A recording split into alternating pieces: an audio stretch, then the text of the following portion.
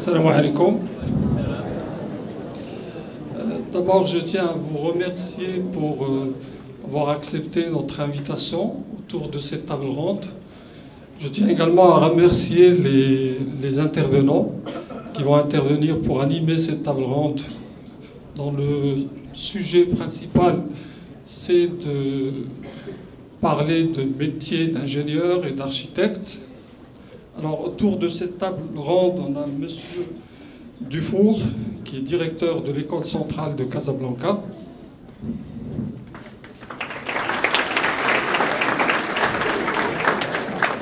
Madame Hiba Rizq, qui est ingénieure génie civil. Monsieur Abdelwahed Montasser, c'est grand architecte de Casablanca. Et monsieur Abdelmohsin Saban, d'une société informatique. Alors, comme vous le savez très bien, la problématique qu'on va traiter aujourd'hui, qui rentre dans le cadre, bien sûr, du thème traité pendant ces JVE, cette 5e édition des JVE, c'est le thème de l'orientation.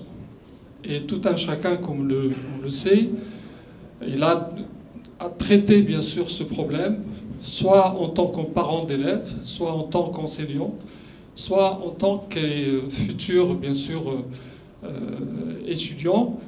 Le cas qu'on va traiter aujourd'hui, c'est un cas qui est assez fréquent pour nous. Moi j'interviens comme enseignant du groupe Elbilia. Et je peux vous dire que chaque année, on a ce problème d'orientation qui revient avec insistance, avec nos élèves de terminale. Et le choix d'un métier, le choix d'une formation, le choix d'une filière en post-bac devient vraiment un problème critique, surtout à l'approche du baccalauréat. Pour l'ensemble des jeunes qui sont ici présents, le bac, c'est dans 3-4 mois maximum. Et pour la majorité d'entre eux, ils ne savent pas encore quelle filière, quelle formation faire. Alors, les invités qui sont présents avec nous vont, à travers leur parcours, à travers leur expérience de formation, expérience professionnelle, vont essayer bien sûr de vous éclairer, de vous aider pour faire le meilleur choix. L'intervention le débat ou la table ronde autour de laquelle, bien sûr, on va débattre, va s'articuler essentiellement sur un certain nombre d'axes. Dans un premier temps, on va essayer, bien sûr, de discuter sur les choix et les perspectives qui peuvent se présenter et sur quoi on doit se baser pour faire un choix de métier, un choix de formation. Dans un deuxième temps, on va parler tout particulièrement pour les formations en école d'ingénieur et en école d'architecture. On va enfin parler du profil demandé pour avoir accès à une école d'ingénieur, à une école d'architecture, et quelles sont les exigences qui sont demandées pour réussir dans ce type de profil. Je vais demander dans un premier temps à monsieur Dufour de nous parler des choix et des perspectives concernant l'orientation pour un futur bachelier. Merci beaucoup. Je vais essayer de me rapprocher pour qu'on m'entende. Vous m'entendez bien là? Donc d'abord, très heureux d'être avec vous aujourd'hui. C'est pour moi un vrai plaisir. Ça me ramène quelques décennies en arrière, au moment où j'étais à votre place pour faire ce choix. Et les problématiques étaient exactement les mêmes que celles qui se rencontrent aujourd'hui. Donc félicitations d'abord pour cette initiative. Je crois que c'est extrêmement important que des gens du métier viennent vous expliquer un petit peu ce qu'ils ont vécu et puis quels sont vos choix aujourd'hui. Alors, je vais me présenter. Je pense que c'est un parcours que je vais vous présenter, qui est le mien, en disant, et c'est extrêmement important dès le démarrage, qu'il y a autant de parcours possibles qu'il y a d'individus parmi vous. Donc nous sommes en train ici de parler non pas de quelque chose qui est tracé, une espèce de voie royale que vous choisiriez, qui existerait pour tout le monde, mais nous sommes en train de parler d'orientation.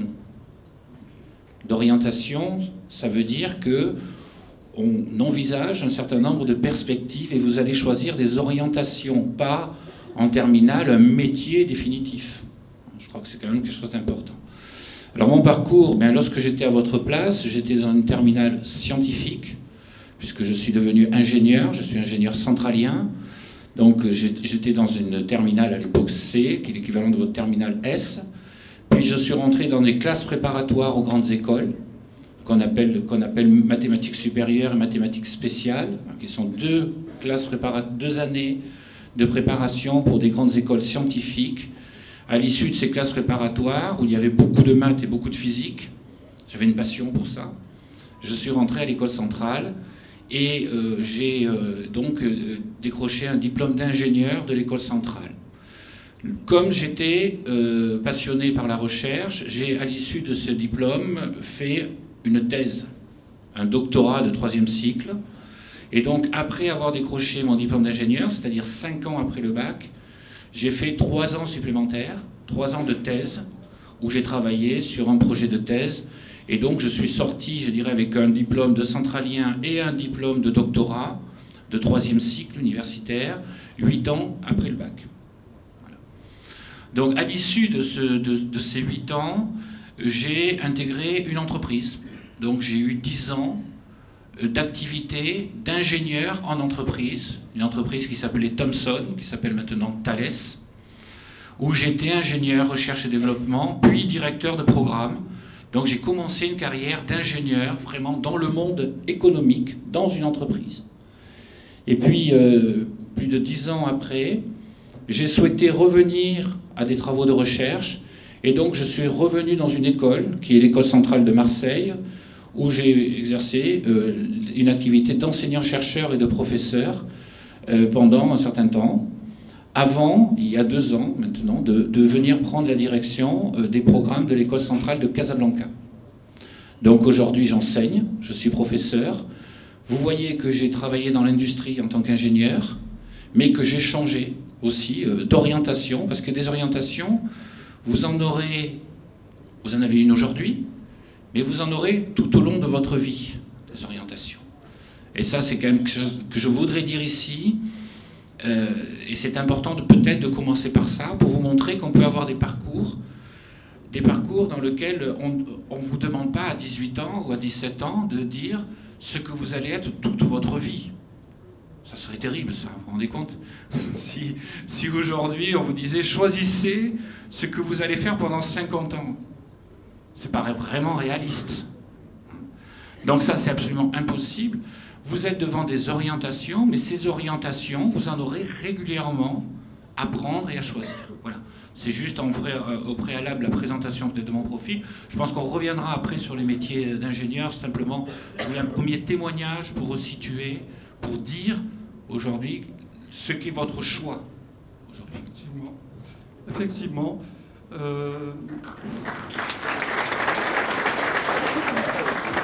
Madame Hiba Rizq, si vous pouvez nous parler un petit peu de votre parcours aussi et sur les critères qui ont défini votre choix en tant qu'ingénieur. Bonjour. Vous m'entendez bien? Okay. Donc, je m'appelle Hiba Rizq. Moi, ça fait pas aussi longtemps que j'étais à votre place. En fait, ça fait environ 13 ans, 14 ans que j'étais à votre place et que je me posais les questions, qu'est-ce que je vais faire? Moi, je voulais... j'étais forte en maths, j'étais forte en physique, donc je me suis dit, je vais devenir ingénieur. J'ai postulé et j'ai été admise à l'université de Stanford aux États-Unis où j'ai fait un diplôme d'ingénieur génie civil. Aux États-Unis, c'est un peu différent, c'est un cursus universitaire, donc il n'y a que 4 ans d'études. Après les 4 ans d'études, je suis rentrée au Maroc et j'ai commencé à travailler dans le domaine de construction et du bâtiment. Donc après pratiquement 6 ans dans le domaine, j'ai décidé de... d'abord, avant de changer, j'ai découvert que ma vraie passion, c'était pas vraiment l'ingénierie, mais plutôt la gestion de projet. Donc au bout de 4 ans, je me suis spécialisée en gestion de projet et j'ai suivi une petite formation certifiante qui est le programme du Project Management Professional, donc PMP. Et c'est là où j'ai développé mes capacités de gestion de projet et j'ai décidé de suivre cette voie. Après encore 2 ans, toujours dans le bâtiment, mais plutôt en gestion de projet, j'ai carrément changé d'axe et je suis passée au domaine de l'environnement, du développement durable. Et là, maintenant, ça fait 2 ans que je suis quelque chose qui me passionne plus. Donc j'ai choisi au départ d'aller vers le génie civil. J'aurais pu choisir d'autres branches d'ingénierie, mais même là, il y aura un choix à faire après les classes prépa, si vous choisissez de faire les classes prépa, ou si vous choisissez directement une carrière intégrée universitaire comme ce que j'ai fait. Vous devez choisir quelle branche suivre, et puis après...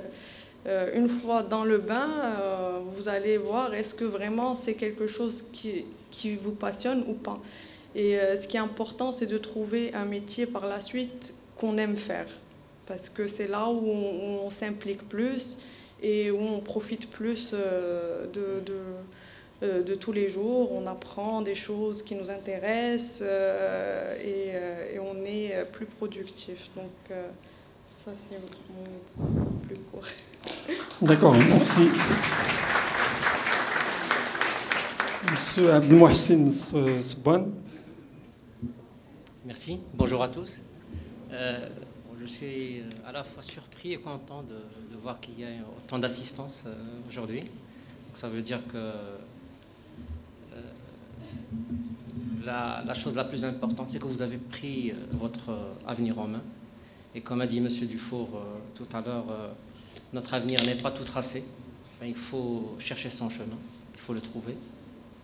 Alors personnellement, moi je me suis fixé l'idée d'être ingénieur depuis le primaire. Ce n'est pas le cas de tout le monde, bien sûr, c'est clair. C'est le cas de beaucoup de personnes.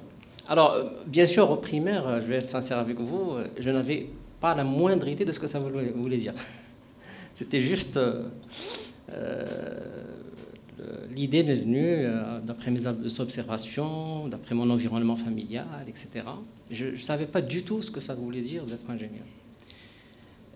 Donc cette idée m'a accompagné. Bon, bien sûr, un des prérequis, bon, on en parlait peut-être tout à l'heure, un des prérequis pour réussir dans ce métier est d'être fort en les matières scientifiques, en maths, en physique, chimie.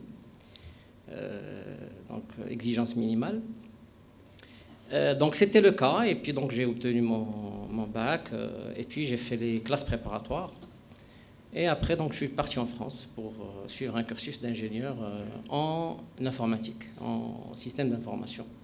Alors après mon retour, c'était une expérience très riche, franchement, que je trouve très riche, alhamdoulilah. Donc au départ, donc, j'ai intégré une multinationale que vous connaissez tous, Siemens.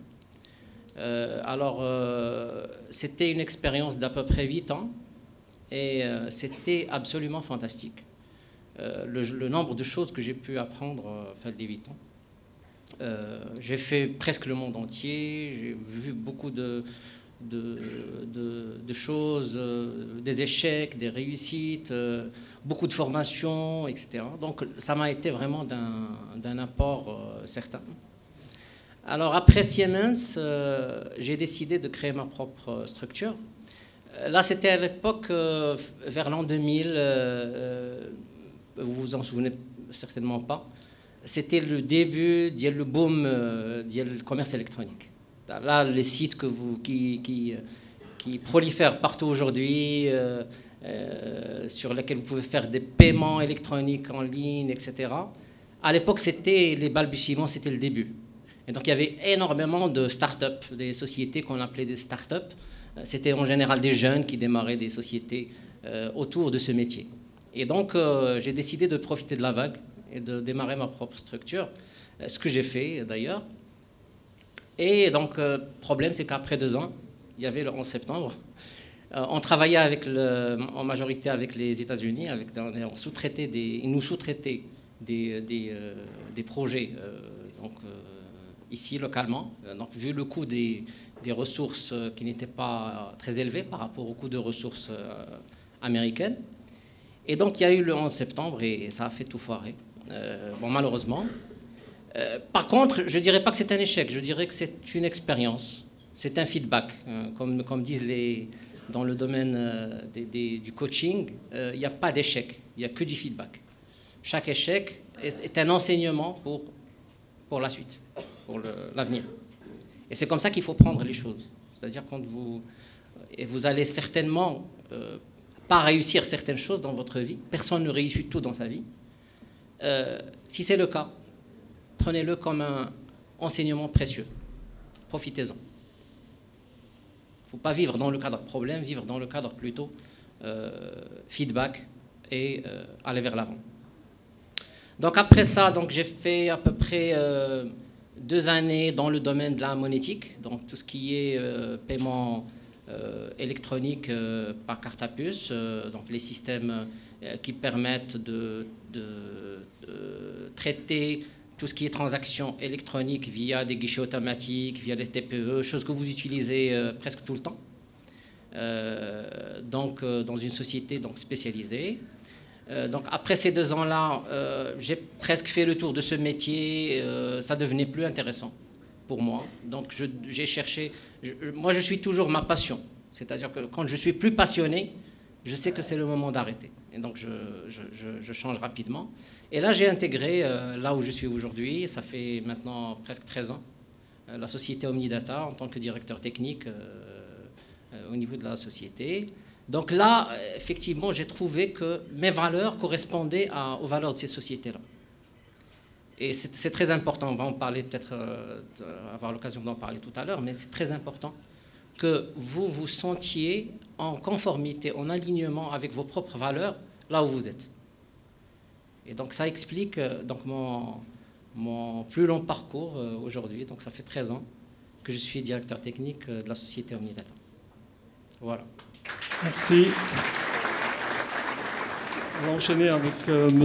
Montasser, qui va nous parler de son propre parcours, qui est riche et passionnant, de ce métier d'architecte, qui est à la fois un métier passionnant, mais sous une grande responsabilité aussi. Merci. Merci au groupe Ilbilia de nous offrir cette occasion d'échanger avec nos futurs étudiants. Merci aussi à Ilbilia parce que c'est là où j'ai eu mon bac. J'ai été dans un lycée public, dans ce lycée, il y avait les 2 disciplines, c'est-à-dire il y avait les scientifiques et les littéraires. Moi, j'étais scientifique en sciences expérimentales.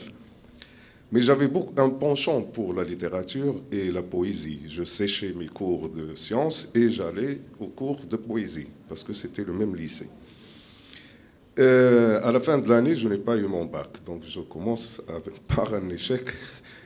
Et donc je me suis dit, ça ne marche pas, il faut que je démarre les études que j'ai tracées déjà depuis longtemps, parce que ma famille, elle est dans la construction.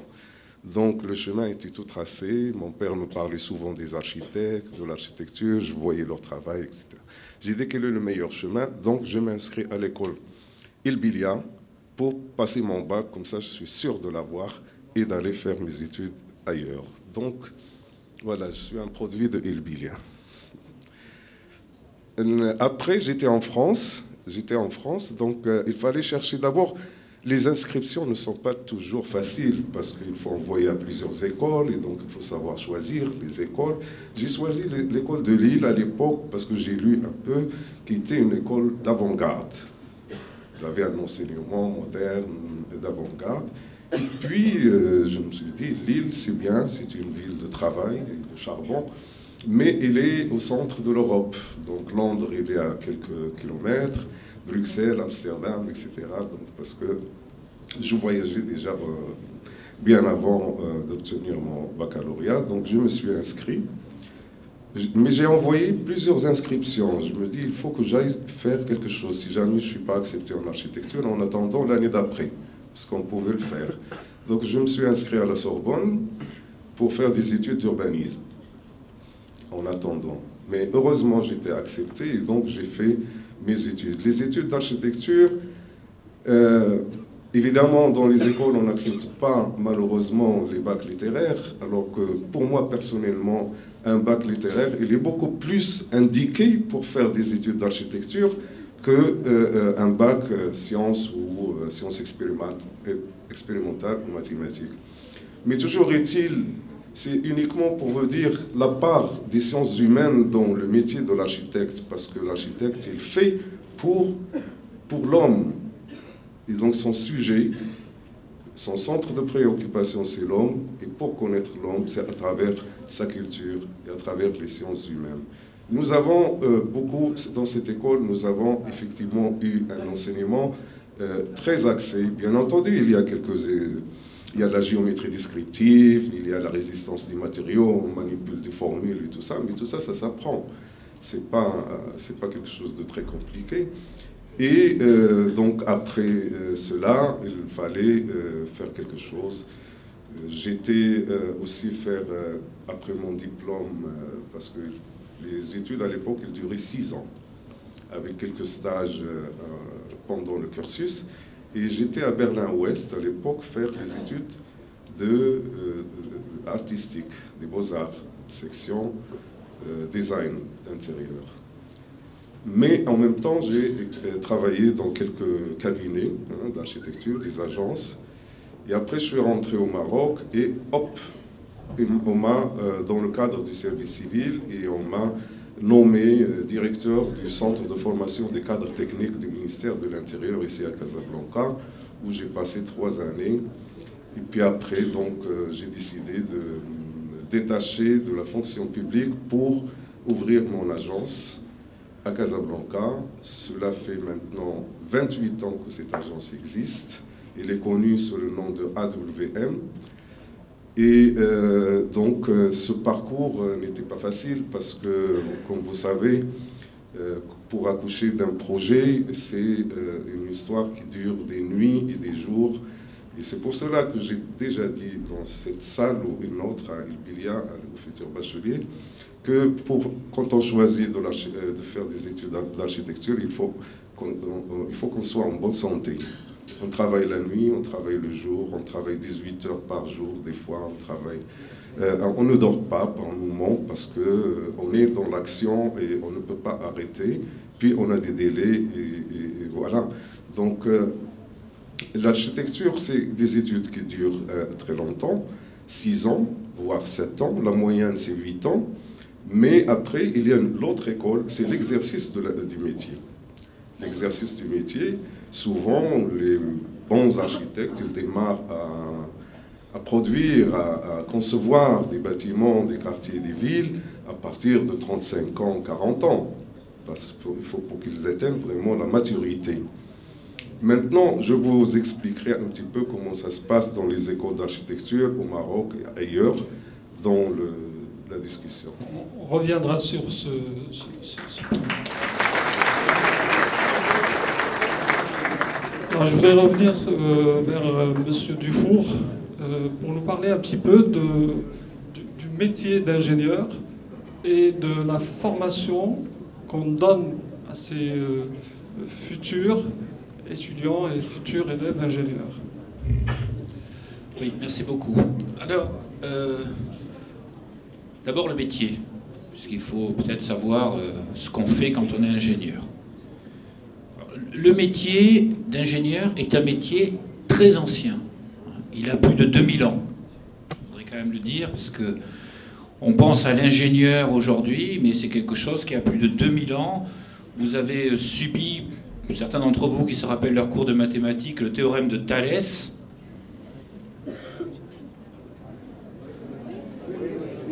D'accord? Vous savez, OA sur OB égale OC sur OD.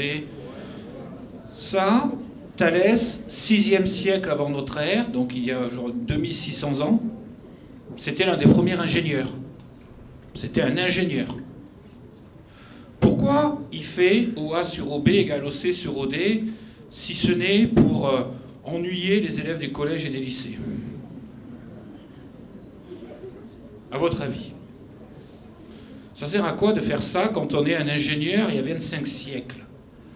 Ça sert à représenter quelque chose, à faire un plan. Vous voyez? Vous avez quelque chose qui est comme ça, et vous allez le projeter dans une représentation du monde. Et pourquoi représenter quelque chose? Eh bien, pour essayer de le construire, de faire quelque chose avec, de créer un objet qui sera créé par l'homme, là où la nature en a créé d'autres. Le rôle d'un ingénieur, c'est ça. Vous voyez que ça a commencé il y a longtemps. Le rôle d'un ingénieur, c'est de produire des objets, des biens, des services pour la société. Voilà ce que fait un ingénieur. Okay? Et il le fait, comme l'a fait Thalès il y a 25 siècles, avec des sciences. Donc le rôle d'un ingénieur, c'est de produire des biens pour la société pour qu'elle progresse en utilisant des mathématiques, de la physique, mais aussi en utilisant d'autres matières, parce qu'on peut faire des choses au fond de sa chambre, c'est pas ça qui va changer le monde. Il faut produire des choses, il faut les vendre. Donc un ingénieur doit apprendre également à produire, à vendre, à développer, donc à faire de l'économie, de la sociologie, de la gestion de projet. Tout ce qui permet de transformer de la science en de la valeur pour l'homme. Voilà ce que fait un ingénieur. Mais un ingénieur le fait avec des sciences. Ça, c'est extrêmement important.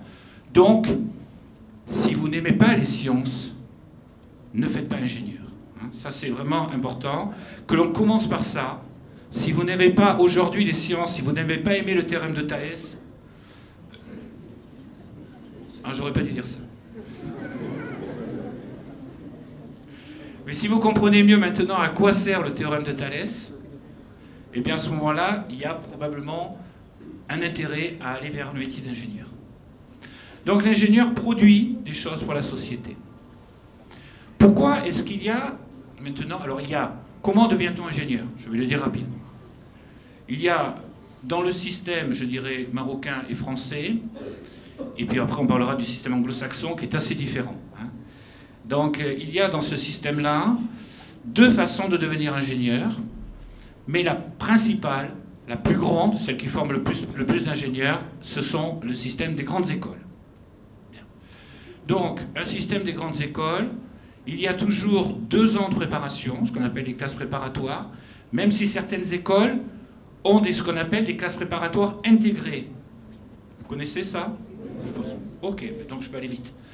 Je savais que vous saviez déjà beaucoup de choses. Donc, il y a ces classes préparatoires en 2 ans. Et ensuite, il y a des concours. Des concours pour entrer dans des écoles d'ingénieurs. 2 grands types d'écoles d'ingénieurs scientifiques. Donc ça, c'est extrêmement important. Des écoles généralistes ou des écoles spécialisées. Est-ce que vous savez la différence? Donc, je vais prendre 5 minutes parce que c'est important. Ici au Maroc, il n'y a jusqu'à présent que des écoles spécialisées, c'est-à-dire quand vous rentrez dans une école d'ingénieur, vous choisissez une filière. On vous dit, choisissez génie informatique, génie civil, choisissez une filière, voilà, une filière. Et donc vous vous destinez à être un ingénieur spécialisé, c'est-à-dire quelqu'un qui va démarrer sa carrière sur de l'informatique et va être un ingénieur spécialisé en informatique. Il existe maintenant un autre type d'ingénieur qu'on appelle un ingénieur généraliste. Alors on pourrait se dire, il est moins bon. Comme on se dit souvent, un médecin généraliste, finalement, il est moins bon qu'un spécialiste. Eh bien, c'est la même chose, sauf que c'est le contraire. C'est-à-dire que si vous regardez maintenant les grandes écoles en France, celles qui sont en haut dans le classement, c'est-à-dire pour ceux qui connaissent l'école polytechnique, Centrale Paris, les mines de Paris, ce sont toutes des écoles généralistes. C'est bizarre. Elles forment en fait des ingénieurs qui connaissent un peu de toutes les disciplines pour pouvoir piloter des équipes dans lesquelles il y a des ingénieurs spécialistes. Ce sont des chefs d'orchestre. Vous voyez, si vous formez un violoniste, un flûtiste, quelqu'un qui joue des percussions, il faut un chef d'orchestre. Et le chef d'orchestre, il sait moins bien jouer du violon que le violoniste. Il sait moins bien jouer de la percussion que le percussionniste. Mais par contre, il sait lire une partition et il sait diriger la musique. Ça, c'est l'ingénieur généraliste. Alors évidemment, cet ingénieur généraliste, il faut qu'il soit bon, suffisamment bon partout, pour savoir ce que c'est qu'un violon, ce que c'est, voilà, savoir lire une partition. Et il faut qu'il en sache un peu plus. C'est qu'il faut aussi, c'est lui qui va produire, vendre, donc il va avoir des cours d'économie, de sociologie, de droit, en plus des cours de mathématiques et de physique. Voilà les deux grandes carrières qu'il vous faut choisir si vous choisissez d'être ingénieur. J'ai dit ingénieur, pourquoi faire? Pour produire des biens, pour le progrès. Et puis, généraliste, si vous voulez, si vous n'avez pas une vocation, si vous avez une vocation depuis tout petit, depuis la maternelle, vous voulez faire de l'informatique, ne faites pas Polytechnique ou Centrale Paris, faites une école d'informatique, faites-vous plaisir.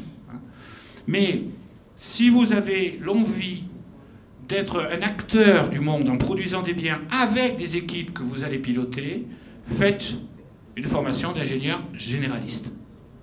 Est-ce que c'est clair? Ces deux distinctions sont extrêmement importantes. Nous sommes bien dans l'orientation. On n'est pas dans l'orientation qui consiste à dire je vais vers Centrale Paris parce que c'est la meilleure. Non. Oui, c'est la meilleure, mais ça c'est autre chose. Mais d'abord, on va vers ces écoles-là parce qu'on a envie d'être chef d'orchestre, vous voyez. S'il y a quelqu'un qui a envie, qui a une passion pour le violon, surtout qu'il aille faire du violon. Ça, c'est extrêmement important. Il faut que vous vous jugiez sur cette question. Donc, voilà. Les deux grandes filières d'ingénieurs, généralistes, spécialisés. Alors maintenant, il y a une école généraliste au Maroc. Il y en a même deux, puisqu'il y a l'INSA également qui s'installe. Donc, il y a l'école centrale de Casablanca. L'État marocain nous a fait venir pour créer justement ce modèle d'école généraliste, d'ingénieurs généralistes. Donc vous avez de très bonnes écoles. Alors les chiffres très rapidement quand même, je finis. Est-ce que c'est impossible de devenir ingénieur dans des classes préparatoires? Oui, les classes préparatoires sont très difficiles. Mais les chiffres sont quand même assez importants. Je parlerai de la fac juste en 2 secondes après. Donc il y a actuellement en France 45 000 ingénieurs, enfin 45 000 élèves en classe préparatoire, 45 000 élèves qui passent des concours tous les ans. Sur les écoles d'ingénieurs scientifiques, vous êtes un peu plus de 4 000 au Maroc. Et on estime quand même qu'au Maroc, on a un besoin de l'ordre de 10 000 ingénieurs par an. Donc vous voyez qu'il y a, voilà, il y a vraiment un vrai besoin aujourd'hui sur ces métiers-là. Très clairement, il y a un vrai besoin, il y a de l'emploi, et il y a des perspectives très fortes dans un développement, surtout dans des pays très émergents comme ici. Donc là, il y a un vrai besoin. Alors, deuxième voie d'accès, c'est évidemment l'université. Elle est plus restreinte, mais toutes les écoles recrutent au niveau licence, c'est-à-dire après la 2e ou la 3e année, j'ai envie de dire, c'est pas français, mais les très très meilleurs des universités. Vous voyez ce que je veux dire? Donc il y a peu de postes. Par exemple, l'école comme l'EMI, l'école Mohammedia, l'école ingénieur, recrute une quinzaine d'élèves tous les ans sur licence, au niveau de tout le Maroc. Centrale Casablanca, nous recrutons une dizaine d'élèves sur licence, comparé à des promotions qui feront 200. Donc vous voyez, c'est plus difficile, beaucoup plus difficile d'avoir accès par l'université. C'est pas la voie royale, mais c'est possible. Voilà, je m'en arrêterai là. Merci. Madame Iba, elle va nous parler un petit peu de la formation dans les pays anglophones.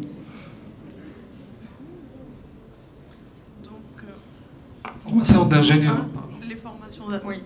Donc, pour ce qui est des États-Unis, du Canada et d'autres pays anglophones, le premier critère, en fait, c'est qu'il faut parler anglais.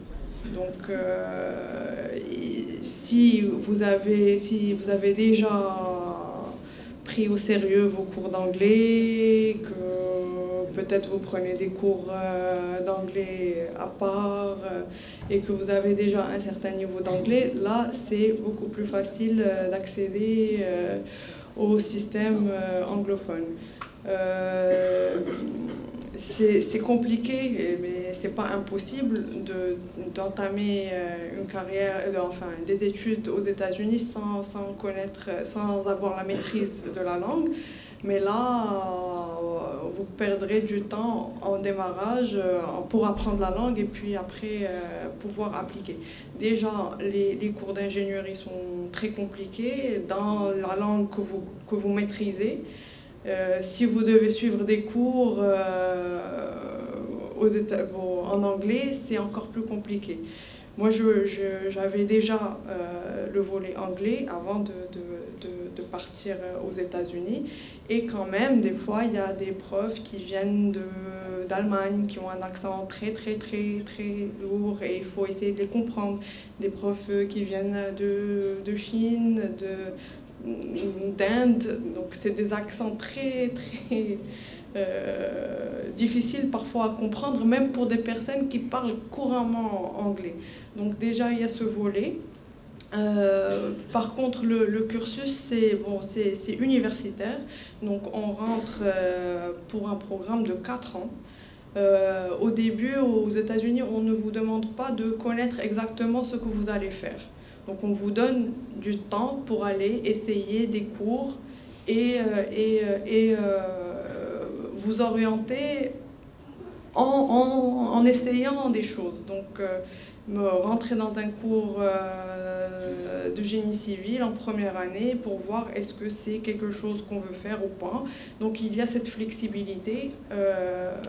Par contre, il ne faut pas s'y perdre parce que c'est très facile de passer, au lieu de 4 ans, de passer 6 ans à l'université et de prendre des cours ou d'autres et de pas... à la fin, peut-être même pas terminer avec un diplôme d'ingénieur, de trouver peut-être qu'il y a autre chose qui nous intéresse. Donc il y a cette flexibilité qui est bien et qui est aussi, qui peut, si vous êtes du genre à ne pas vous décider, vous pouvez passer beaucoup de temps à chercher et ça coûte beaucoup d'argent. Donc aux États-Unis, vraiment, il y a cet inconvénient. Par contre, bien sûr, comme partout, il y a la possibilité aussi d'avoir des bourses.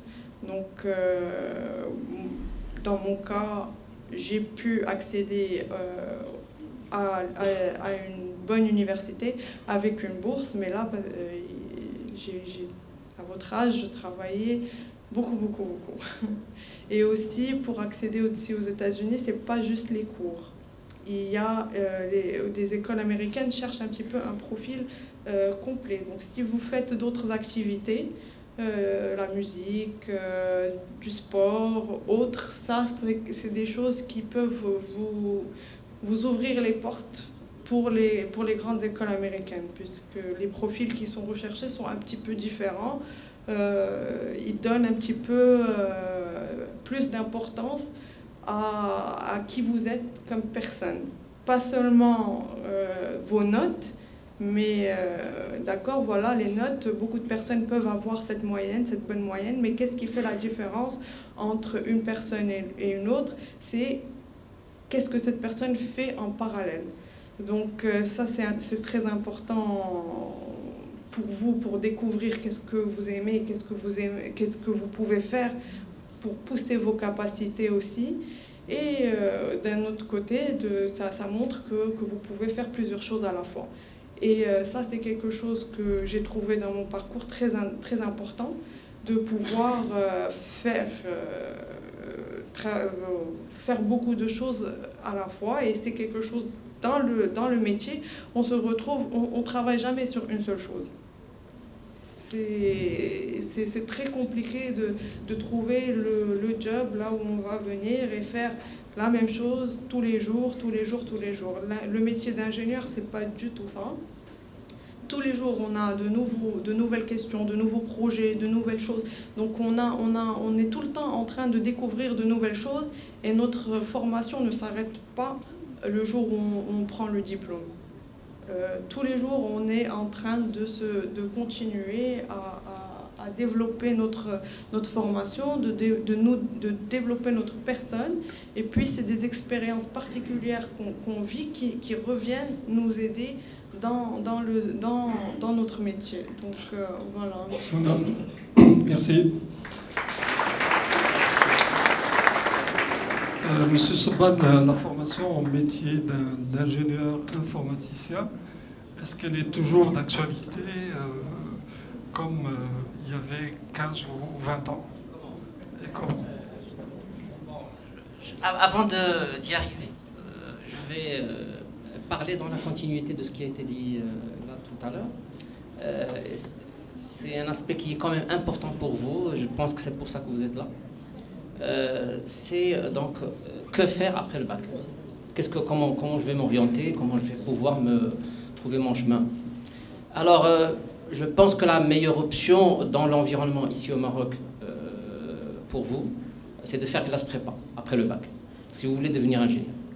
Alors, la plupart des écoles, sinon toutes peut-être, des écoles d'ingénieurs publiques requièrent d'être passées par les classes prépa. Alors, qu'est-ce que ça veut dire de passer par les classes prépa? Est-ce que vous connaissez le deuxième nom, la deuxième dénomination des classes préparatoires, qui est autre? C'est une dénomination qui est très courante entre les étudiants dans les classes prépa.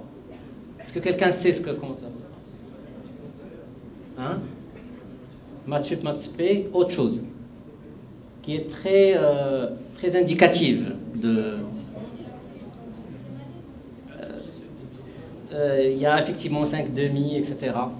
Je ne parle pas de ça. Ça s'appelle la top. On appelle les étudiants les top 1. Les top 1. Alors, vous savez ce que c'est qu'une top? Elle vit sous terre.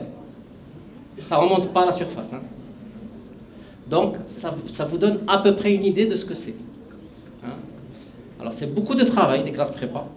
Après, l'école d'ingénieur, c'est relativement tranquille. Mais les classes prépa, c'est pas toujours vrai, effectivement. Mais les classes prépa, là, il faut avoir les nerfs. Alors maintenant, si vous aimez les maths, la physique, etc., c'est déjà difficile. Là, si vous n'aimez pas, il ne faut surtout pas y penser. Aucune chance. Donc là, il faut vraiment être passionné de ce domaine-là pour pouvoir tenir le coup. Moi, j'ai connu des amis avec moi à les classes prépa qui étaient très bons, mais ils n'ont pas pu supporter psychiquement le stress dire les classes prépa.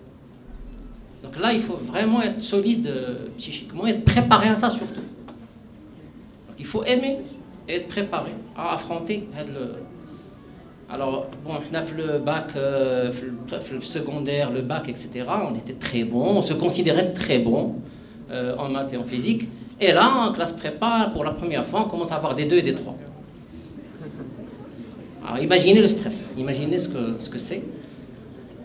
Apparemment, c'est voulu. C'est voulu, ça permet de tester, de pousser au maximum les capacités des étudiants, de les pousser à l'extrême. Donc il faut avoir les nerfs solides, il faut bien aimer ce qu'on fait. Alors bien sûr, les classes prépa ne sont pas la seule option que vous avez pour devenir ingénieur. Il y a aujourd'hui des écoles privées qui acceptent sur dossier à partir des notes, etc. Il y en a par concours, etc. Donc ce n'est pas la seule option. Je vous parle aujourd'hui que l'école publique au niveau de l'enseignement supérieur d'ingénierie, elle est beaucoup mieux valorisée, mieux perçue au niveau du marché du travail que l'école privée. Maintenant, je viens à la question de M. Felwesh à propos de l'informatique. Alors l'informatique, c'est un domaine aujourd'hui qui est très courtisé par les étudiants. Beaucoup de monde, quand on pose la question, tout le monde veut faire informatique parce que c'est demandé, parce que c'est bien payé, parce que le marché est demandeur. Oui, c'est vrai. C'est vrai que le marché est demandeur. Maintenant, est-ce que le simple fait que le marché soit demandeur justifie le fait d'aller se jeter dans cette filière-là? Donc là, c'est une question quasi existentielle qu'il faut vous poser. est-ce que c'est le bon métier pour moi? Moi, je connais des ingénieurs, j'ai connu des ingénieurs qui ont pu faire le parcours, qui ont pu obtenir leur diplôme, qui ont intégré des sociétés de renommée, mais qui n'étaient pas passionnés par ce métier-là. Ils avaient les capacités, c'est vrai qu'ils avaient les capacités, mais ils n'étaient pas passionnés. Et là, dans ce domaine-là, il faut avoir la passion. Et malheureusement, moi je constate personnellement qu'on n'a pas beaucoup d'ingénieurs de cette trempe-là. Des gens qui sont capables de s'investir sans qu'on leur demande. J'ai rencontré des ingénieurs qui, dans des conditions de stress, à propos des délais, etc., quand je pose la question « Pourquoi tu ne termines pas le travail à temps ?», il me répond « Je fais ce qu'on me paie pour faire ». Bon, on peut peut-être dans l'absolu accepter cette réponse-là, mais là, ça témoigne quand même d'une certaine nonchalance, d'une certaine passivité. Et donc, vous pouvez faire ingénieur, c'est vrai, en informatique. Vous pouvez obtenir le diplôme, vous pouvez travailler avec, vous pouvez être bien payé quasiment, je veux dire, à la limite. Mais pour suivre une voie de l'excellence, pour produire, pour être performant dans ce que vous faites, il faut avoir la passion, il faut aimer votre métier. Vous pouvez bien sûr vous caser dans un coin, être payé, avoir un salaire, fonder une famille, etc. et rester là. Maintenant, si vous voulez aller plus loin, si vous avez un rêve dans votre vie, si vous avez une vision, je vous conseille surtout de faire ce que vous aimez faire. Maintenant, l'informatique, effectivement, aujourd'hui, le marché est demandeur. Oui, c'est vrai. Mais personnellement, je ne vous conseillerais pas de faire ce que vous n'aimez pas, que ce soit l'informatique ou autre. Maintenant, pour votre information, effectivement, le marché est très demandeur en ingénieurs informaticiens. Il y en a qui sortent des écoles privées de l'enseignement supérieur et qui réussissent très bien. Moi, j'ai côtoyé un DG de multinationales très connu, pas la peine de citer les noms, ici au Maroc, qui sortait d'une école privée au Maroc, marocaine. Donc, il y a une grande part de la personnalité qui joue dans la réussite ou pas dans ce métier-là. La personnalité, ce qu'on appelle l'intelligence émotionnelle. Il n'y a pas que le IQ. Vous avez certainement entendu parler de IQ, le quotient intellectuel. Là, on ne commence pas à parler d'autre chose. On commence à parler de EQ, du Emotional Quotient. C'est-à-dire, c'est votre manière d'être, votre manière de s'intégrer dans des équipes, votre manière de gérer les personnes, votre manière de communiquer, de présenter devant une audience. Et donc il y a tout un ensemble de capacités ou d'attributs que vous avez intérêt à développer, et ça se développe, bien sûr. Il ne faut pas se dire, ouais, aujourd'hui, moi je panique quand je suis devant une audience, et donc là, c'est pas pour moi. Non, ça se développe. Aujourd'hui, il y a le coaching, il y a des filières que vous pouvez suivre pour développer ce genre de capacité. Il faut y croire, tout simplement. C'est pas aussi complexe que vous l'imaginez. Donc il faut juste y croire. Mais si vous voulez réussir, être performant, surtout la passion, il faut aimer. Deuxièmement, développer vos compétences relationnelles. C'est très important dans le métier d'ingénieur. C'est vrai que c'est un métier technique essentiellement, mais la plupart des ingénieurs commencent technique et sont appelés par la suite à évoluer vers des postes de management, de gestion, etc. Et donc là, les compétences relationnelles sont déterminantes. Merci beaucoup. Je voudrais revenir vers M. Montassir concernant le métier d'architecte et la formation qui est assurée dans les écoles d'architecture. Qu'est-ce que vous pouvez nous en dire? Oui, il est vrai qu'on constate depuis quelques années l'engouement qu'il y a et l'attrait que l'architecture exerce sur nos jeunes bacheliers. En étant président du Conseil national de l'ordre des architectes, donc j'ai les chiffres et j'ai les statistiques. Ce sont des milliers et des milliers de jeunes qui se présentent au concours dans les écoles d'architecture, à l'ENA spécialement, parce que l'École nationale d'architecture, une école publique, mais évidemment les places ils sont limitées, souvent on prend une centaine. Aujourd'hui, on a la chance d'avoir d'autres écoles, c'est des écoles privées, donc il y a l'enseignement public, il y a l'École nationale d'architecture, et il y a également 3 autres écoles qui viennent d'ouvrir cette année, des écoles publiques, c'est-à-dire à Fès, à Tétouan et à Marrakech. Cela va nous permettre de former plus d'architectes que par le passé. Alors comment ça se passe? J'ai déjà parlé un petit peu de l'enseignement de l'architecture, de la relation. L'architecture, l'architecte a besoin de 3 connaissances qu'il met en conjugaison, qu'il met en musique pour faire son travail. C'est bien entendu les sciences humaines, la technologie et tout ce qui est technique. Dans chaque architecte, il y a un ingénieur qui est caché, parce qu'il faut qu'on sache comment faire tenir, comment faire fonctionner un bâtiment quand on le dessine. Et en l'absence, donc on a des matières croisées avec les ingénieurs, tout ce qui est statique, tout ce qui est technologie. C'est très important. Tout cela s'apprend, mais il faut la passion, comme on vient de dire. Quand on est passionné par ce qu'on fait, on le fait. Ne croyez pas, et puis il y a le 3e point, c'est la dimension artistique. L'architecte, c'est aussi un artiste. Mais ne croyez pas que seule la dimension artistique fait un bon architecte. N'oubliez pas ça, parce que moi j'ai bien peur que cet engouement pour l'architecture, c'est tout simplement parce qu'on pense que l'architecte est un artiste. Oui, il a cet artiste aussi en lui, mais il a aussi l'ingénieur en lui, et il a aussi cet homme de culture en lui. On ne peut pas. Pourquoi? Parce que d'abord, on dit, je vais donner juste 2 définitions de 2 grands architectes. Il y a un, Ricardo Porro, qui dit que l'architecture, c'est la réalisation d'un cadre bâti à l'action de l'homme.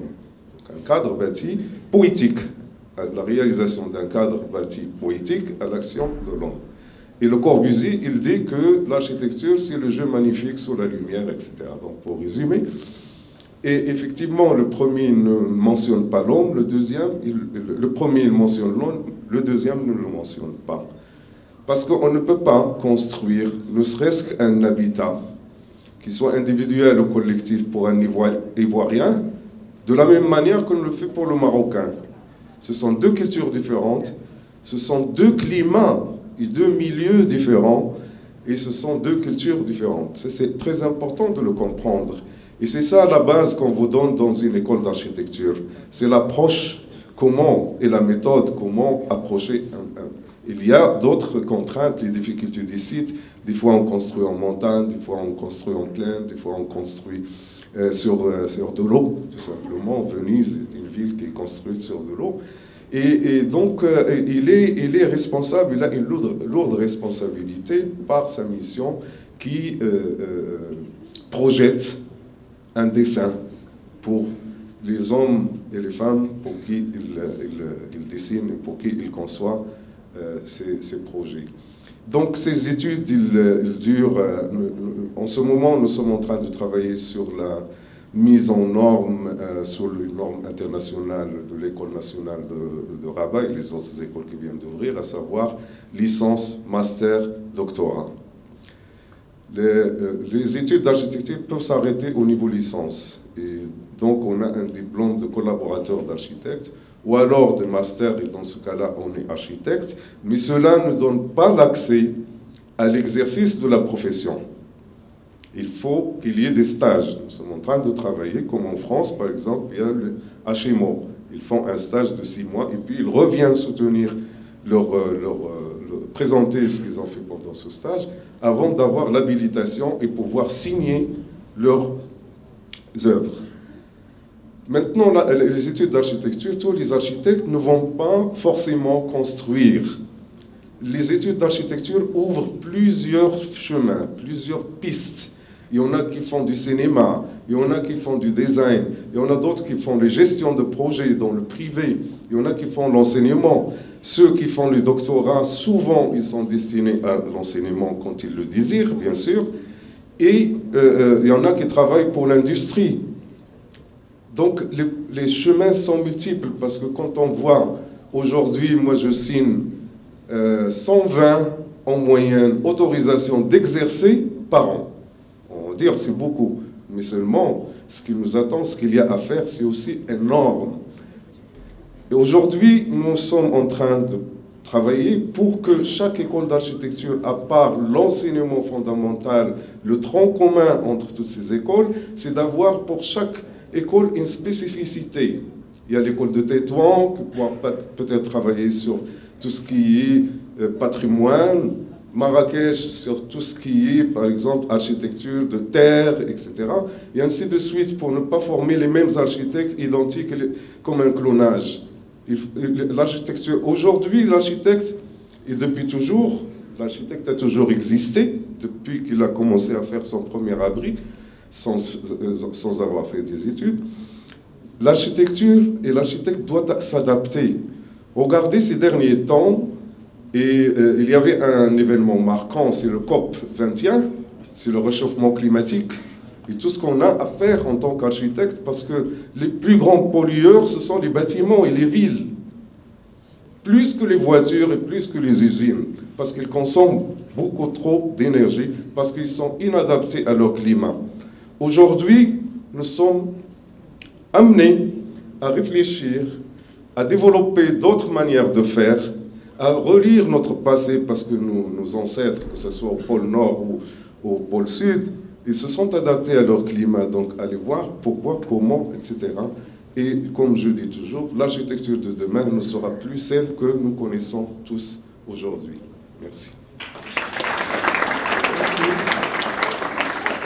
Alors, je voudrais quand même revenir sur le dernier axe concernant ce débat d'aujourd'hui. Monsieur Dufour, le profil d'un futur ingénieur, d'un futur élève ingénieur, sur quels critères on peut les classer? Oula, c'est une grosse question. Alors, j'en ai repéré 1, 2, 3, non, je plaisante. Alors, à quoi est-ce qu'on ressemble en terminale pour devenir un ingénieur, c'est ça? Parce que nous, on n'arrête pas quand même, en tant que prof, on n'arrête pas quand même de demander aux élèves de travailler. Bon, alors, pour s'orienter vers, je dirais, une formation d'ingénieur, on l'a déjà dit, il faut quand même pas être mauvais en maths et en physique. Bon, ça, c'est le premier point. Deuxième point, ça a déjà été dit, affronter les classes préparatoires, ça demande du caractère. Donc, si vous êtes... n'y allez pas. Donc ça demande du caractère, mais en même temps on apprend énormément. On apprend énormément parce que c'est une bataille. C'est un concours, c'est une bataille, c'est de la compétition. Et vous savez quand même, faut quand même se dire les choses un peu avec vérité. La vie c'est quand même souvent une compétition. Ça commence là, mais ça finirait pas là. Alors je veux dire par exemple la question du diplôme. Tous les diplômes d'ingénieurs ne se valent pas. Il faut quand même le dire également. Évidemment, les écoles délivrent des diplômes d'État. En France, ce sont des diplômes labellisés par la CTI, la Commission des titres d'ingénieur. Ici, c'est des diplômes d'État. Tous les diplômes ne se valent pas. Vous savez ça, hein? C'est important. C'est-à-dire que si on classe les écoles qu'il y en a des meilleures que d'autres, c'est parce que, à l'arrivée, quand vous avez un diplôme de telle école ou de telle école, c'est pas la même chose. Donc prenez bien conscience de ça également, c'est un point important. Donc les qualités, c'est aimer les maths, la physique, les sciences, avoir envie de participer au développement des biens et des produits pour le monde. C'est-à-dire, si vous faites l'université pour faire un doctorat et de la recherche, vous faites de la recherche pour développer la connaissance, pour développer le savoir. Vous ne faites pas de la recherche pour développer des produits, des biens pour le monde. Ça, c'est l'ingénieur qui vient après. Il récupère le développement des connaissances et il en fait des produits. Des produits de consommation, des produits... Voilà. Dans un iPhone, les ingénieurs qui ont créé un iPhone n'ont rien inventé. Rien. Tout était sur la table. Ils ont simplement inventé une façon de prendre la connaissance que des universitaires ont développée et de le mettre dans un produit sur lequel on est tous aujourd'hui en addiction, c'est-à-dire qu'on ne peut plus s'en passer, qu'on appelle un iPhone. Et ça, c'est le métier d'un ingénieur. Vous voyez, il crée un système. C'est ça qui est important. Donc, si vous avez envie de participer à ça, allez-y. Si vous aimez les maths et la physique, allez-y. Si vous avez envie de vous battre aussi pour y arriver, allez-y. Voilà, c'est ça pour moi le profil d'un ingénieur. Merci. Donc, beaucoup de caractère, de la passion, beaucoup de travail et des compétences, bien sûr, des compétences transversales, y compris des compétences linguistiques. Je crois que c'est le moment d'ouvrir le débat avec le public. Si vous avez des questions pour nos intervenants. Bonjour, je m'appelle Inès, je suis bachelière du groupe scolaire Yassamine. Bon, je suis scientifique bien sûr. J'ai toujours été intéressée par tout ce qui est sciences, maths, physique et tout. Au début, je voulais faire des recherches scientifiques, mais malheureusement, ce n'est pas un métier très réussi au Maroc. Du coup, j'ai pensé à l'ingénierie, mais pour moi, ça reste trop vague. Je voudrais bien faire un truc qui est plus physique, maths et tout. Est-ce que vous pourriez m'orienter vers une filière convenable, étant une personne qui a bien sûr un bon niveau aux sciences et qui est très intéressée par tout ce qui est physique et maths et tout. Je voudrais savoir aussi la différence entre les classes prépa intégrées et non intégrées. Et merci. La question est pour vous, si vous pouvez intervenir pour... Alors, c'est une question que se pose chacun de nos jeunes. Ils ont une certaine maîtrise de compétences théoriques et scientifiques. Ils demandent la possibilité de faire, de choisir en fait. On revient à la question de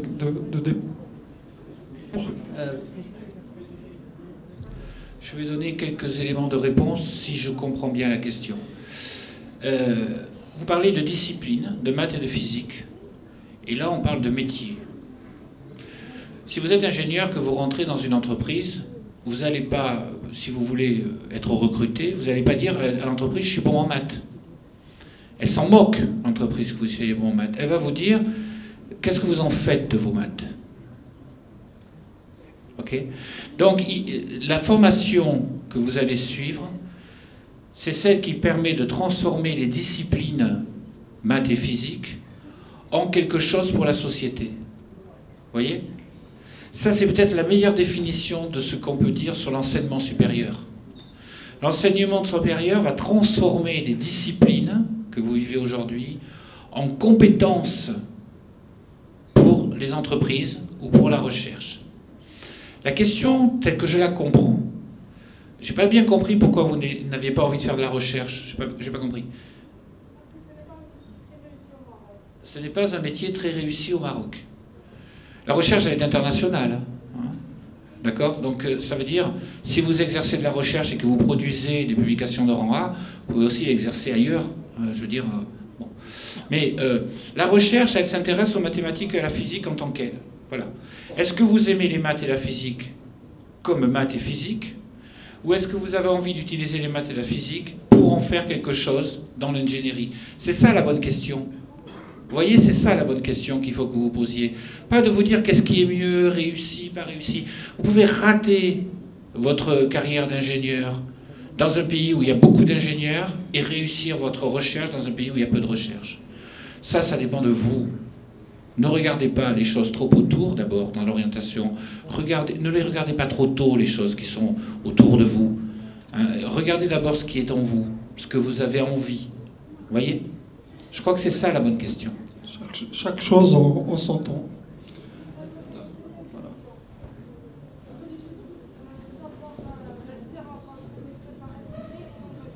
La différence entre les classes prépa intégrées et les CPGE.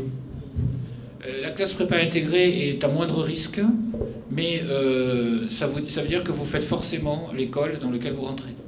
Alors que les CPGE, vous avez le choix entre toutes les écoles quand vous passez le concours. Donc d'un côté, vous êtes, si vous rentrez dans une INSA par exemple, dans une classe à prépa intégrée, vous avez moins de risques entre guillemets, mais ça veut dire que dès la terminale, vous choisissez l'école que vous allez suivre. Alors que dans une grande école, vous allez pouvoir passer tous les concours possibles. Voilà. Bonjour tout le monde, je suis Lamia. J'aimerais bien m'informer sur les concours d'architecture, l'ENA pour être plus précise. Sur quoi on se base le plus, quels sont les critères recherchés, voire la culture générale, le dessin, les matières scientifiques. Et vu que je suis très passionnée par le dessin, je pourrais même dire que je suis douée. J'aimerais bien savoir si cela me procurera plus de chances pour être admise dans l'ENA. Je suis très intéressée par l'ENA. Monsieur Montasser. Oui, les critères, vous savez, c'est d'abord les notes. Parce qu'ils limitent, ils donnent un seuil. Partir à mon, je ne sais pas, je crois 16 16,5 sur 20 pour d'abord accepter la candidature. Puis après, il y a des épreuves. Effectivement, il y a une épreuve de dessin. Et puis après, un sujet où il faut écrire. C'est un sujet sur l'architecture d'une manière générale, sur un sujet bien précis, sur l'habitat, sur les monuments historiques, sur n'importe quel sujet. Ce sont les deux épreuves. Et puis, il y a un entretien. Pour ceux qui passent l'écrit, ils auront un entretien.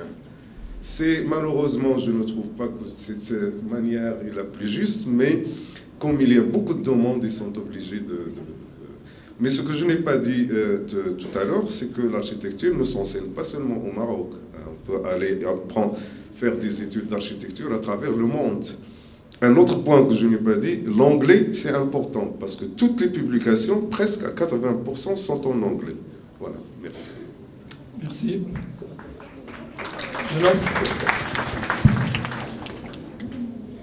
Alors, bonjour à tous, je me présente, je suis Souhaïch Salabi, bachelier au collège-lycée Elbilia, en section sciences mathématiques.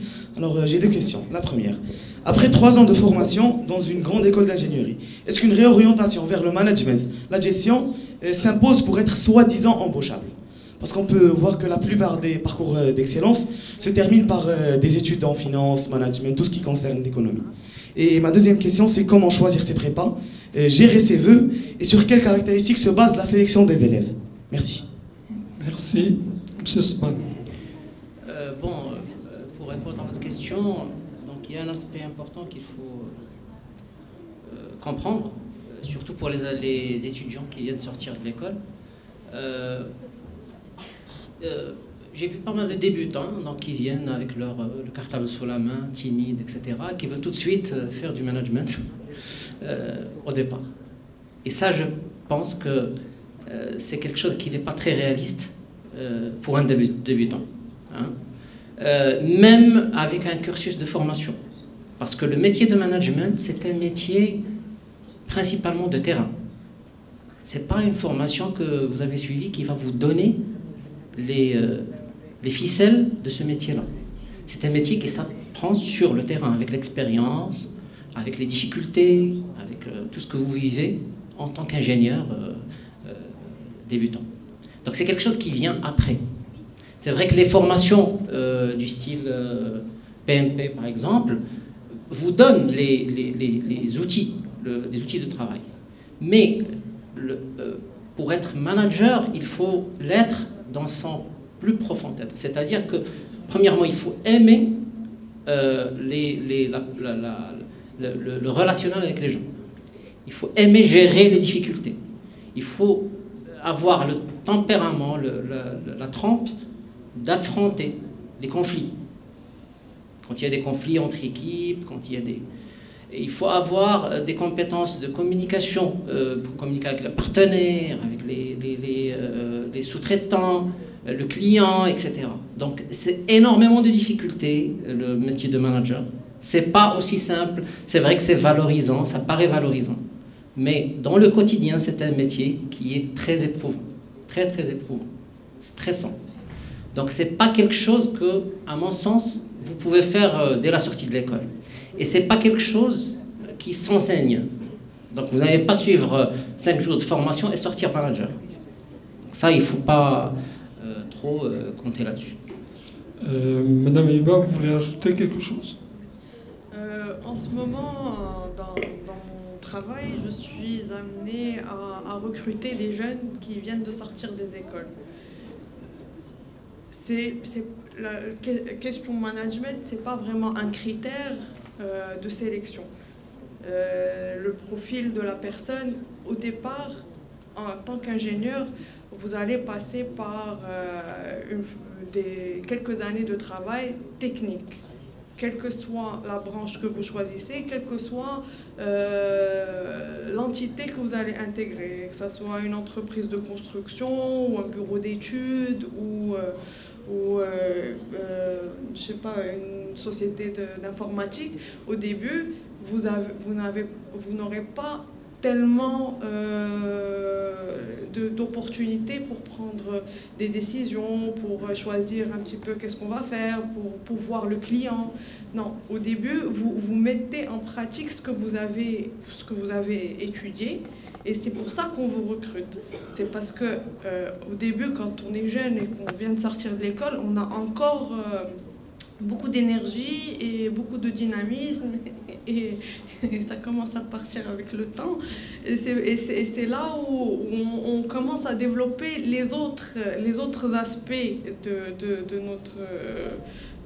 nos compétences. C'est là où on va chercher un petit peu à prendre plus de responsabilités, pour ne pas avoir à faire le travail contre. Personnellement, c'est comme ça que j'ai commencé à opter pour développer d'autres qualités, d'autres compétences. Et moi, personnellement, j'aime bien gérer les gens.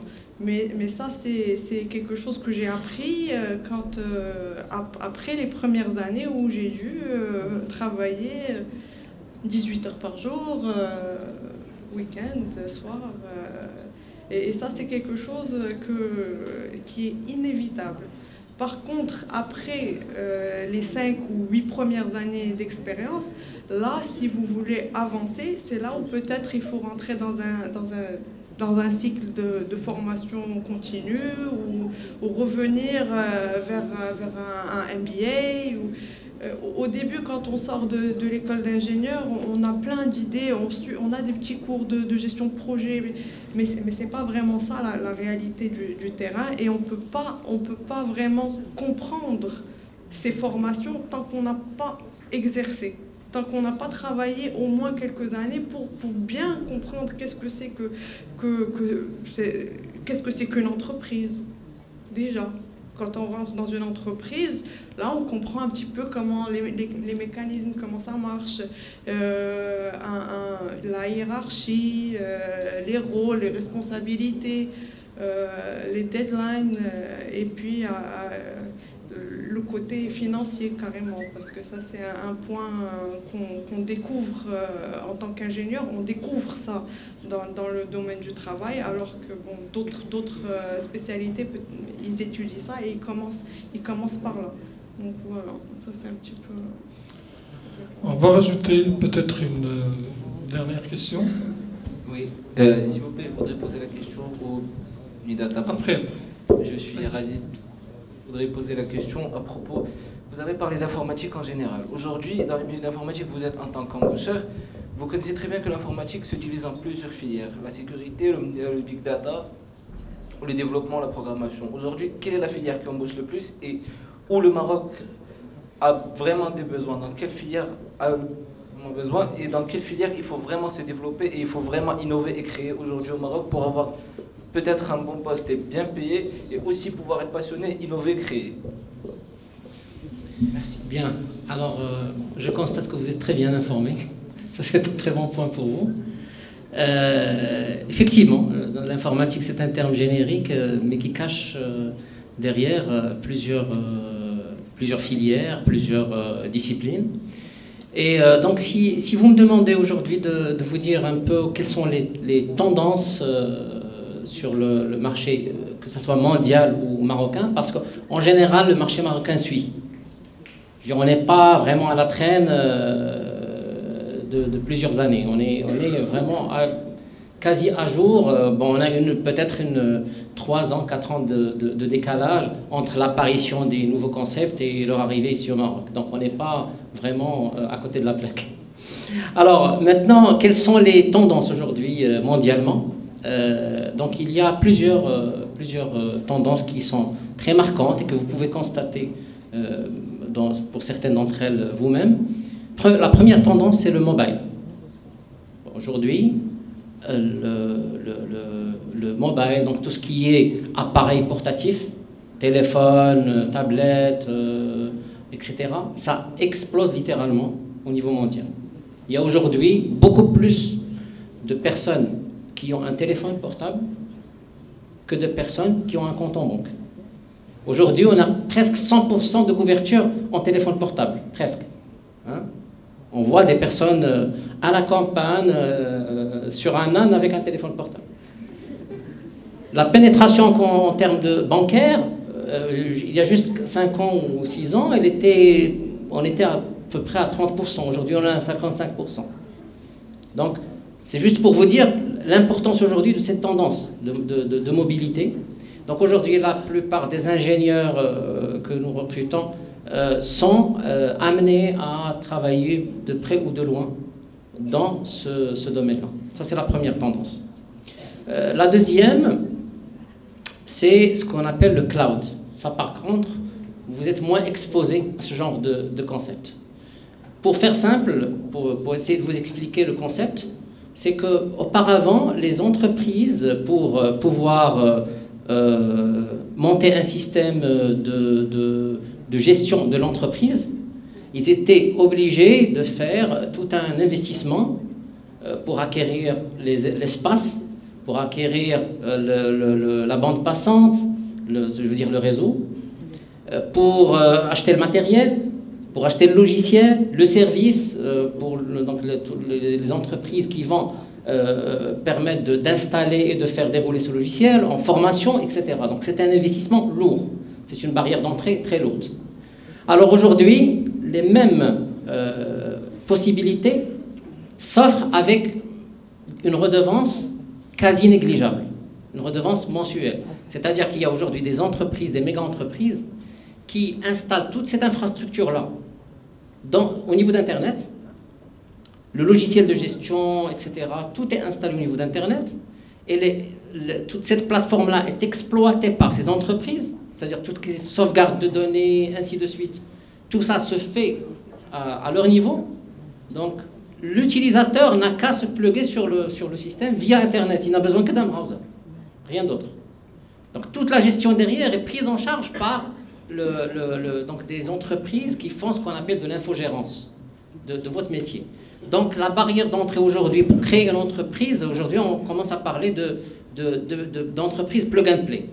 C'est-à-dire juste, là, je crée mon entreprise, je viens d'obtenir mon certificat négatif ou mon nom commercial, et là, le lendemain, je peux commencer avec toute une infrastructure qui n'était pas disponible auparavant. Donc aujourd'hui, le cloud est effectivement une tendance très marquante dans le marché. Il y a une autre tendance que vous avez bien citée à raison, c'est le big data. Alors, juste pour faire simple pour vous, peut-être que vous n'êtes pas très familier avec cette notion-là, mais auparavant, quand on voulait exploiter des données, il fallait absolument que ces données soient structurées. C'est-à-dire que je sache exactement la donnée que je cherche, où est-ce qu'elle est située.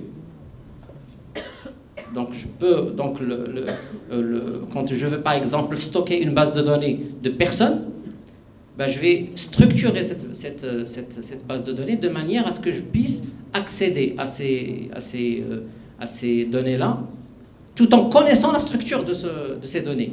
Donc la personne, je vais avoir un nom, un prénom, un numéro de carte nationale, etc. Et là, c'est des champs que je dois connaître. Et donc, nous utilisons un langage spécial pour accéder à ces données-là, tout en mentionnant que je cherche la colonne nom, ou là, la colonne prénom. Donc, si je ne connais pas la colonne, je peux rien faire. Alors, aujourd'hui, la notion de big data, et vous êtes très familier avec certains aspects sans que vous le sachiez, c'est la recherche, les moteurs de recherche. Les moteurs de recherche travaille pas avec ces notions-là de structure. Il travaille avec des données qui peuvent être disposées de n'importe quelle manière. Ça peut être du texte, même aujourd'hui on fait même des recherches sur des images au niveau d'Internet. Donc ces données-là peuvent être dispersées de n'importe quelle manière. Et c'est grâce à des technologies de big data qui permettent d'analyser ces données-là et d'en faire quelque chose. C'est-à-dire que ça reste des données brutes. Si c'est des données dispersées, ça reste quand même des données brutes qu'on ne peut pas vraiment exploiter. Les données peuvent contenir des verbes, des noms, des adjectifs, etc. Ça peut être n'importe quoi. Et donc ces systèmes-là me permettent de créer une certaine sémantique, une certaine relation entre les données. Et cette relation-là, c'est cette relation-là qui permet au moteur de recherche de vous donner des résultats pertinents. Vous remarquez que quand vous tapez des mots au niveau de Google, même si vous vous trompez en termes d'orthographe, vous avez quand même le résultat. C'est magique, n'est-ce pas? Donc ça, c'est grâce, entre autres, au big data. Un autre aspect du big data, c'est, par exemple, quand vous avez des données au niveau des réseaux sociaux, et là, c'est les entreprises qui exploitent les données privées des personnes, qui exploitent beaucoup ce genre de données.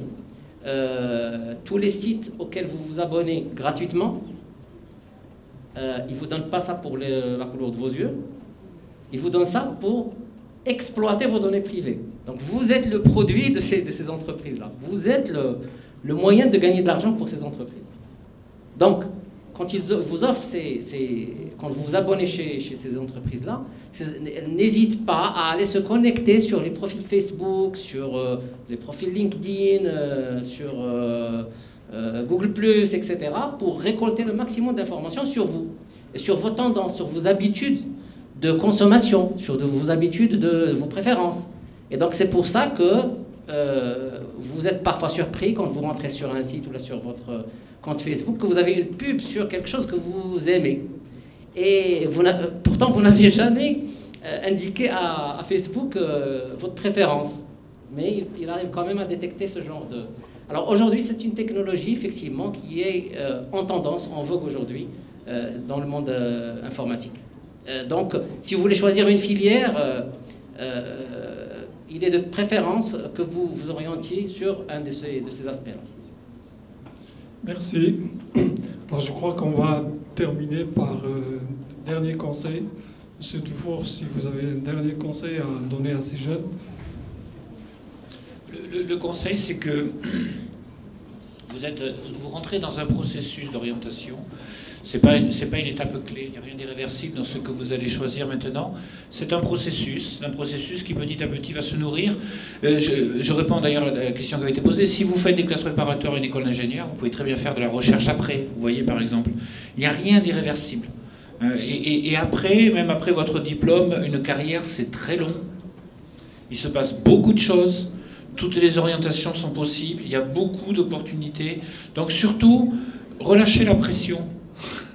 C'est pas aujourd'hui que vous définirez votre vie pour les 50 ans à venir. Vous voyez, c'est simplement, on respire un grand coup et on se dit tiens, je vais essayer ça. Je vais commencer par ce genre de choses et faites-le dans des critères qui sont ceux qui sont visibles aujourd'hui, c'est-à-dire des critères qui sont vos plaisirs, là où vous vous sentez bien, ce que vous avez envie, ce que vous percevez de ce que vous avez envie, pas nécessairement par rapport à des débouchés. Vous savez, les choses vont très très vite. Et les débouchés que l'on voit aujourd'hui, si ça se trouve dans 5-6 ans, quand vous sortirez les big data, ça ne sera plus un problème informatique, ça sera un problème purement mathématique. Donc faites attention à ça. N'anticipez pas trop les marchés. Les marchés aujourd'hui bougent terriblement, des choses changent. Vous avez des données, pendant 3 ans on cherche tel profil et puis 3 ans après il ne se passe plus rien. Un secteur comme la microélectronique par exemple, c'est un secteur qui est comme ça, en permanence. Et le pétrole, je ne vous en parle même pas. Donc, vous voyez, donc, pensez à vous. Pensez à vous, pensez pas forcément à des choses dans 6, 7 ans, 8 ans. Merci. Monsieur Muntasser, un dernier mot.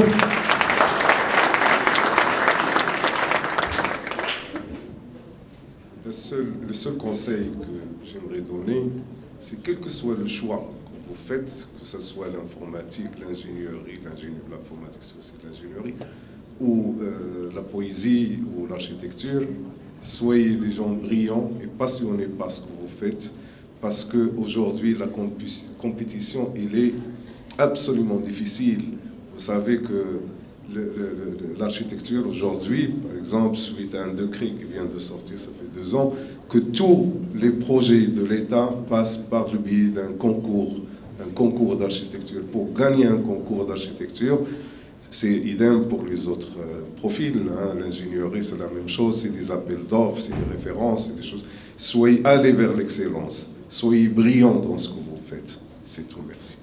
Je vous remercie et je tiens à vous remercier pour votre patience et je souhaite à chacun de vous une bonne orientation, un bon projet d'orientation. Merci.